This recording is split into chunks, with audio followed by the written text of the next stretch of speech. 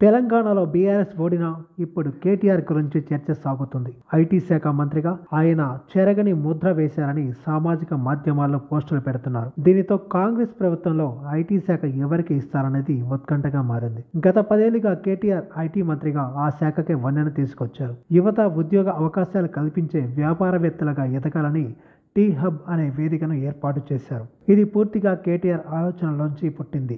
7 ఏళ్లు తిరిగేసరికి tea hub ప్రపంచ స్థాయి స్టార్టప్లకు వేదికగా మారింది. ఇక ఐటీని హైదరాబాద్కు మాత్రమే పరిమితం చేయకుండా రాష్ట్రంలోని పలు నగరాలకు కూడా విస్తరించారు.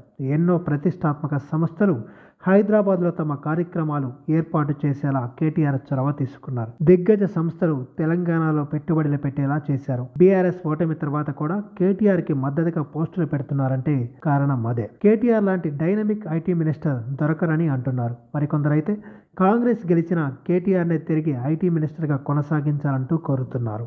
ఇక తాజాగా కాంగ్రెస్ మద్దతుదారులు ట్విట్టర్లో పోస్టులు పెడుతున్నారు. కేటీఆర్కు సరితూగే సమర్థవంతమైన వ్యక్తులు కాంగ్రెస్ పార్టీలోనూ ఉన్నారని చెబుతున్నారు. ఎల్లారెడ్డి నుంచి ఎమ్మెల్యేగా గెలిచిన మదన్ మోహన్ రావు పేరును ఐటీ మంత్రిగా సూచిస్తున్నారు. Madan Mohan Rao the Wharton school of business నుండి ఎంబీఏ పూర్తి చేశారు.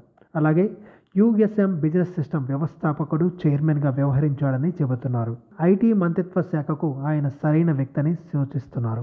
మదన్ ఉన్నత విద్యావంతుడని, కమ్యూనికేషన్ స్కిల్స్ దండిగా ఉన్నాయని, కేటీఆర్ స్థానాన్ని ఖచ్చితంగా భర్తీ చేస్తాడని అంటున్నారు. మదన్ మోహన్ రావును ఐటీ మంత్రిగా నియమించడం మంచిదని నెటిజన్స్ అభిప్రాయపడుతున్నారు. కేటీఆర్ లాగే రాష్ట్రానికి పరిశ్రమలు తీసుకునే సత్తా ఆయనకు ఉందని అంటున్నారు. అయితే ప్రస్తుతం ఐటీ శాఖ మంత్రిగా కాంగ్రెస్ పార్టీలో కొన్ని పేర్లు వినిపిస్తున్నాయి. ముఖ్యంగా దుద్దిల శ్రీధర్ బాబు మరొకరి పేరు వినిపిస్తుంది. అయితే ఐటీ శాఖ కీలకం కావడంతో రేవంత్ రెడ్డి తన వద్ద ఉంచుకుంటున్నారన్న ప్రచారం జరుగుతుంది. దేశంలో ఐటీ పరంగా తెలంగాణ ముందంజలో ఉండటంతో దానికి ప్రత్యేక మంత్రి ఉండాల్సిన అవసరం ఉందన్న వాదన వినిపిస్తుంది. అయితే కేటీఆర్కి మించి పనిచేస్తేనే ఆ శాఖకు గుర్తింపు ఉంటుందని, ప్రభుత్వంలో కీలక నేతల వద్ద ఈ శాఖ ఉండటం శ్రేయస్కరం అన్న వాదన వినిపిస్తుంది.